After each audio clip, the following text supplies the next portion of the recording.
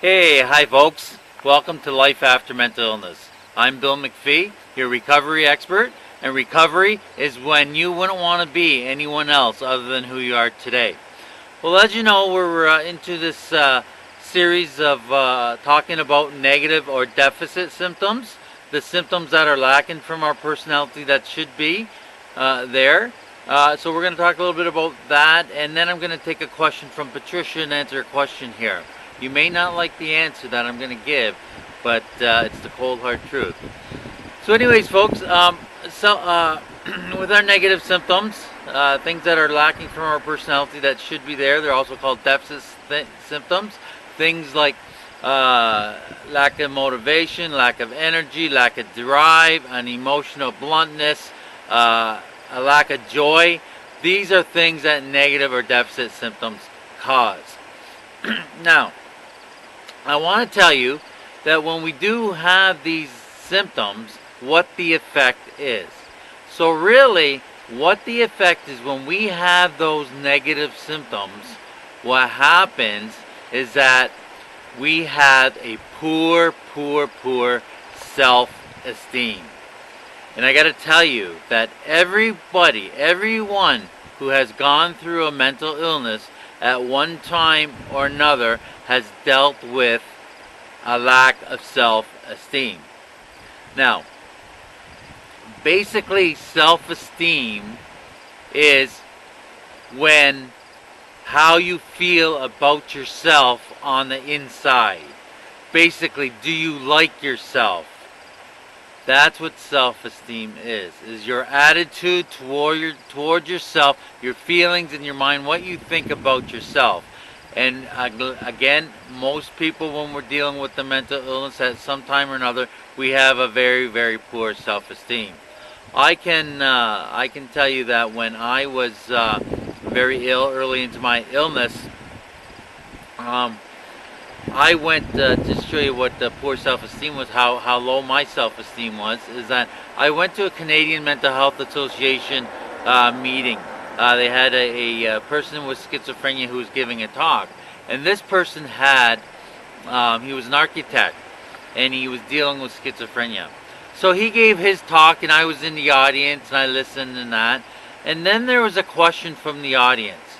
The audience said, somebody from the audience asked him the questions and said, "Did you know that you would beat your illness?"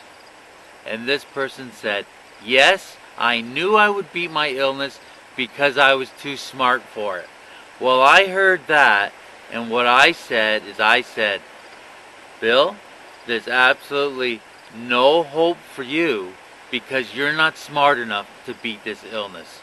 And that's what poor self-esteem does to us on the outside.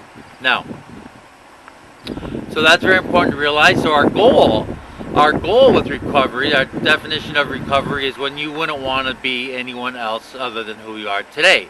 And I'm telling you, everybody with a poor or a low self-esteem wish that they weren't themselves. And so that's a little bit about that. Okay, so the next time we talk about the negative symptoms, I'm going to touch on confidence, what confidence is, and then we're going to go and how confidence differs from self-esteem, and then we're going to go into the different negative symptoms and describe them a little bit individually like that. But I wanted to start with self-esteem because that's the goal. That's a big part of recovery, is having a good self-esteem. Now, I told you that I had a question from Patricia. And Patricia says, just reading here, she says, a video suggestion. And she says, how to have a relationship with your son who has been ill for 8 years and is not interested in treatment. Well, I have to tell you, I got to tell you, when I get letters or questions like this, I shake my head. I really do. And I just I had a question not too long ago where a woman wrote in and she said, my son is adamant about not taking medication. Well, let me talk a little bit about this. Okay, let me talk a little bit about this.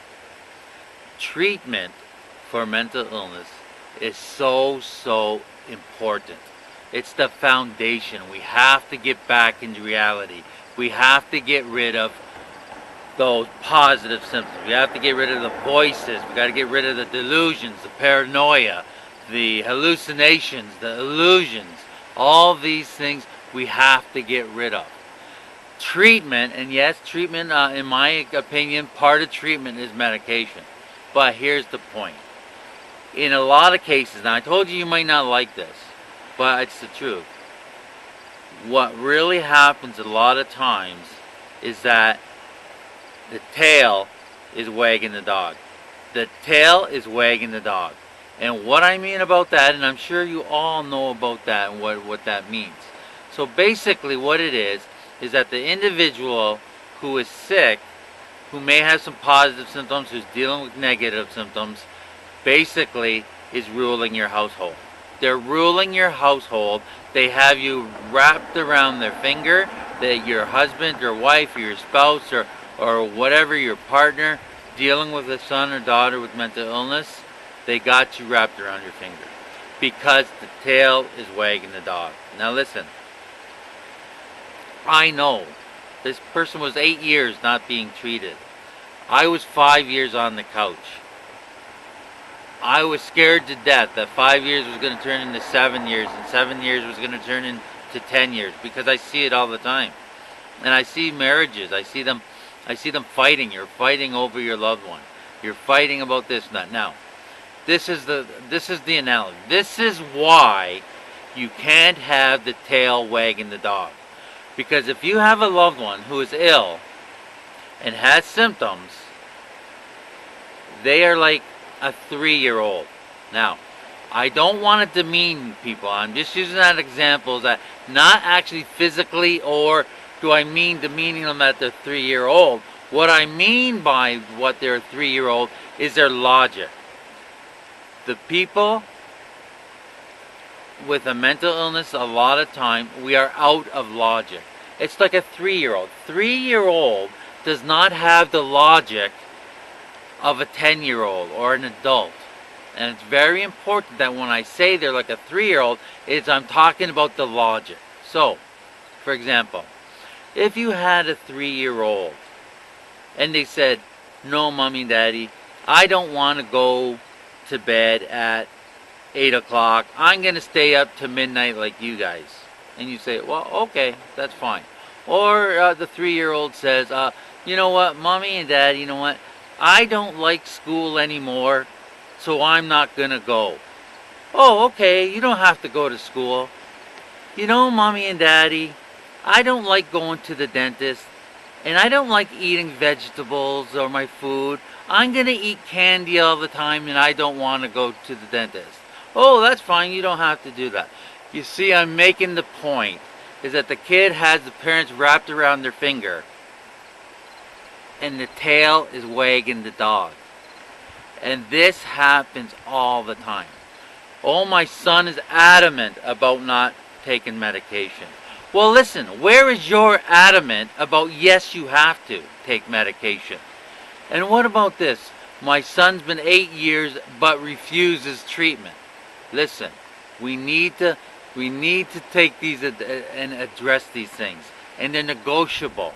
If you have power over somebody, they're negotiable. Because we're dealing with the logic of a person that is like a 3-year-old. And I'm telling you, a lot of you out there, you know, you fight in your family, there's fights and arguments and everything all over the loved one who is ill, is because you got the tail wagging the dog. Now, a lot of my recovery coaching is that I coach people, parents and families, before I coach an individual if they don't want to. Because a family needs to learn to get the reins and control of the household again. Now, I hope I didn't come across too hard on you that way, but you know it's the truth. We can't have the tail wagging the dog because the dog has the logic of a 3-year-old. Anyways, you know my point. That's what I'm talking about. So I'm going to end there. Next time on the video, we're going to talk about confidence and how it is different from self-esteem, and we're talking about the negative symptoms of schizophrenia in this series. Okay, everybody, remember, there is life after mental illness, and recovery is when you wouldn't want to be anyone else other than who you are today. Have a great day. Bye-bye for now. Hi. Thank you for watching.